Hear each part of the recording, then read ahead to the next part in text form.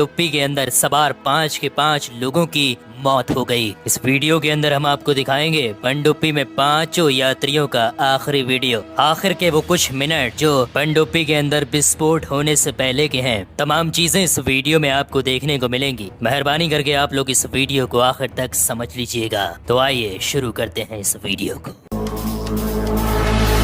Ladies and gentlemen, are you ready?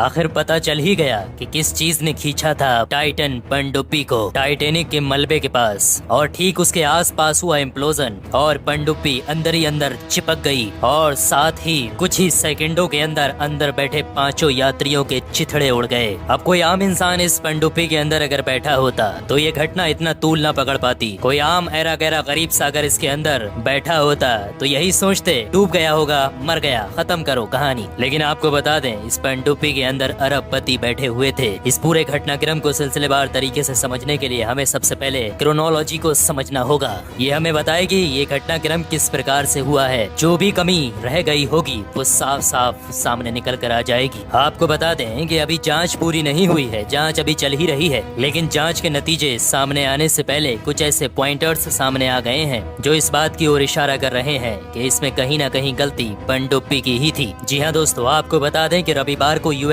ने भी उसे एक तेज धमाके की आवाज सुनाई देती है। उनके इंस्ट्रूमेंट में एक तेज धमाके की आवाज कैप्चर हुई थी, लेकिन उन्होंने इस बात को हल्के में ले लिया और इस चीज को इग्नोर करने की कोशिश की। लेकिन दोस्तों ये साउंड, ये आवाज ठीक उस वक्त की थी जब टाइटन पनडुब्बी का संपर्क उसके मदरबोर्ड यानी पोलर प्रिंस से टूट गया था। जी हाँ दोस्तों, टाइटन पनडुब्बी जिसके अंदर 5 अरबपति सवार थे वो एक मदरशिप के साथ समुद्र के अंदर चल रही थी और उसी से कनेक्टेड ये सबमरीन जो कि समुद्र के नीचे उतरी थी मलबा देखने के लिए, टाइटैनिक के अवशेषों को देखने के लिए। आपको बता दें ये 8 घंटे का पूरा सफर था जिसमें 4 घंटे ऊपर से नीचे और 4 घंटे नीचे से ऊपर जाने के लगने थे और 4 घंटे मलबा दिखाने के लगने थे। लेकिन खबर जो सामने आ रही है वो बहुत ही दर्दनाक है। जैसे ही यूएस नेवी को उनके सोनार डिवाइस में एक तेज इम्प्लोजन की आवाज कैप्चर होती है और उसके फौरन बाद एक खबर आती है 5 अरबपति जो पनडुब्बी में बैठकर सफर कर रहे थे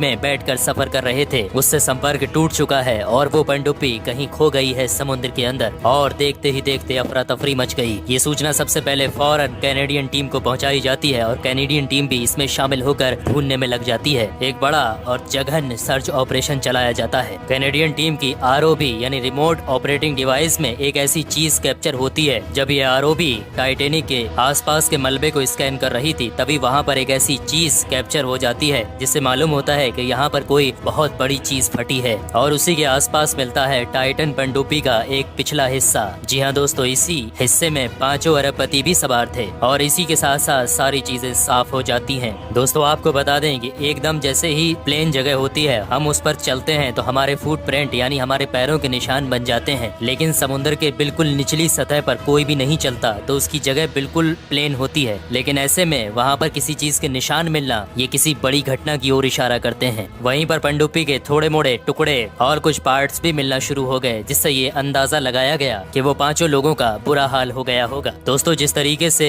समुद्र के ऊपर बड़ी बड़ी लहरें चलती हैं जो कि किसी भी चीज को उठाकर 100 किलोमीटर दूर फेंक सकती हैं, और ठीक उसी तरीके से समुद्र के नीचे काफी दबाव और प्रेशर होता है और अंदर ही अंदर जो बड़ी बड़ी लहरें चलती हैं वो किसी भी चीज को आसानी से सैकड़ों किलोमीटर आगे तक धकेल सकती हैं। और ऐसी हालत में उन 5 लोगों के शरीर को ढूंढना बड़ा मुश्किल काम है क्योंकि मिनटों सेकंडों में सैकड़ों किलोमीटर चीजों को वो धकेलने की ताकत रखती हैं। अब इन चीजों का जो खुलासा हो रहा है वो ये हो रहा है कि एक अरबपति बाप और उसका बेटा, इन दोनों को अप्रोच किया गया था इस कंपनी के सीईओ के द्वारा। जब ये कंपनी के सीईओ इनको अप्रोच कर रहे थे उसके बाद इन्होंने इस पनडुब्बी पर नजर डाली तो इनके दिमाग में उसी वक्त एक डाउट हो गया था, क्या ये पनडुब्बी इतने लोगों का भार सह पाएगी? और ये पनडुब्बी तो कार्बन फाइबर की बनी हुई है, इसका आकार इतना छोटा है, क्या ये समुद्र समुद्र के अंदर के प्रेशर को झेल सकती है। ये तमाम डाउट्स उसी वक्त उनके दिमाग में पैदा हो गए थे। दोस्तों आपको बता दें, जो कार्बन फाइबर होता है उसकी संरचना करते वक्त अगर जरा सी भी डिफेक्ट आ गई या जरा सा भी होल रह गया तो 115 मिलियन पाउंड पानी का जो ऊपर से वेट है, अगर जरा सा भी कहीं पर होल रह गया तो वो 115 मिलियन पाउंड का पूरा वेट उस होल पर पड़ेगा और उस पनडुब्बी को बुरी तरीके से फाड़ कर रख देगा। और वही हुआ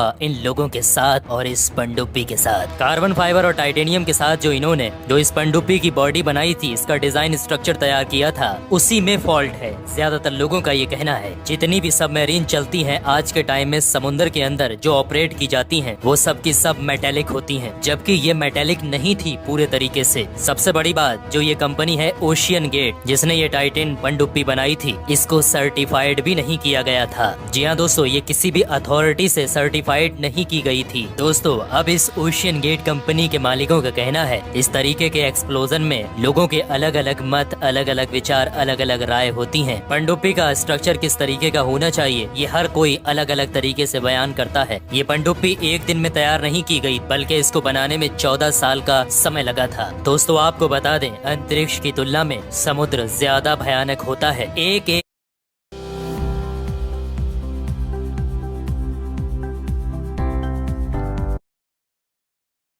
एक एक इंच सतह नीचे जाने पर एक बड़ी बड़ी लेड से बनी हुई इमारत के जितना भार उस वस्तु पर पड़ता है जो वस्तु नीचे की तरफ जा रही होती है। दोस्तों आपको बता दें, अब तक जितनी भी एक्सपेरिमेंटल पनडुब्बियां नीचे समुद्र की सतह पर टाइटेनिक का मलबा देखने जाती हैं, वो सारी सर्टिफाइड होती हैं। अगर कोई एक्सपेरिमेंटल वेसल सर्टिफाइड नहीं होती और वो वैसे ही जाती है तो सबसे पहले उस एक्सपेरिमेंटल वेसल का मालिक उस वेसल में यानी उस पनडुब्बी में बैठकर खुद भी नीचे जाता है। लेकिन पूरा अलग ही मामला है इस टाइटेनिक पनडुब्बी के साथ। इसका मालिक नीचे नहीं उतरा बल्कि इसके मालिक ने लोगों को अप्रोच करके टिकट बेचने की कोशिश की। दोस्तों आपको बता दें, टाइटेनिक जहाज के जस्ट बराबर में अब टाइटेनिक पनडुब्बी भी रेस्ट करने पर पड़ी है। दोस्तों कुल मिलाकर अब ये बताया जा रहा है जो ये घटना घटी है इसमें पनडुब्बी का जो डिजाइन, स्ट्रक्चर और इसका मटेरियल, इसकी सबसे बड़ी गलती थी। तो दोस्तों ये बहुत बड़ा रिस्क लिया गया था जिसके चलते 5 लोगों की जान चली गई। मैं आशा करता हूँ, उम्मीद